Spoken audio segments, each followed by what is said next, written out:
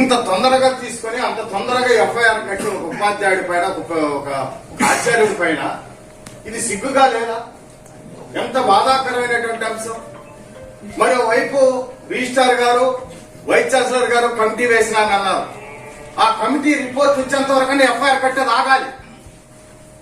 ఆ ఎఫ్ఐఆర్ కట్టక ముందు, ఆ రిపోర్ట్ రాకముందే కంప్లైంట్ ఫిర్యాదు చేయడం అనేది ఎవరు ఏడు దుర్మార్గులు, ఎవరు నేరస్తులు, ఎవరు బయట నుంచి వచ్చి ఇక్కడ రెచ్చగొడుతున్నారు? కులాలని, మతాల్ని, మనుషుల మధ్య వైరుధ్యాన్ని ఎవరు సృష్టిస్తున్నారు? మేము కూడా దాదాపు 40 ఏళ్లుగా ఈ ఎస్వి యూనివర్సిటీలో అనేక కార్యక్రమాలు నిర్వహించాం, ఉద్యమాలు నిర్వహించాం, ఎంతో మందికి ఉద్యోగాలు ఇప్పించాం, ఎంతో మంది వైస్ ఛాన్సలర్ మాకు సహకరించారు. మేమంటే గౌరవంగా మమ్మల్ని కూర్చొని పెట్టారు, మాట్లాడారు. ఎప్పుడు కూడా ఇట్లాంటి సంఘటన జరగలేదు.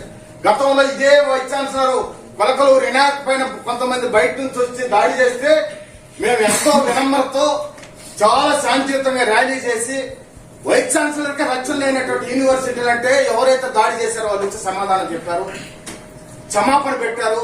వైస్ ఛాన్సలర్ కాళ్ళు పట్టుకునేటువంటి పరిస్థితి వచ్చింది ఆ రోజుల్లో. మరి ఈ రోజు అట్లా దానికి భిన్నంగా కొట్టడం, ఒక ఛాంబర్ లో ఉన్నటువంటి తన హెడ్ అయినటువంటి అతను ప్రొఫెసర్ పైన లాక్కొని రావడం అనేది మనం ఏమి సూచిస్తాం? విశ్వవిద్యాలయాలు ఈ దౌర్జన్యాలు మనం చూడాలా? ఇది భవిష్యత్తు విద్యార్థులకు చెప్పేటువంటి న్యాయమేనా? ఇది వైస్ ఛాన్సలర్ గారు ఆషామాషిగా తీసుకుంటే కుదరదు. ఇది చాలా బాధ్యతాయుతంగా తీసుకోవాల్సినటువంటి అవసరం. ఇది యూనివర్సిటీ సంబంధించినటువంటి ఇక్కడ అనేక మంది కులాలు, అనేక మంది మతాలు, అనేక మంది భావాలతో వచ్చేటువంటి విశ్వవిద్యాలయం. ఈ విద్యాలయంలో చదువుకోవడానికి ఎంతో ఉన్నతంగా తల్లిదండ్రులు పంపిస్తారు, ప్రొఫెసర్లు అదే మాదిరి పనిచేస్తారు. ఆయన ఒక మతం పేరుతో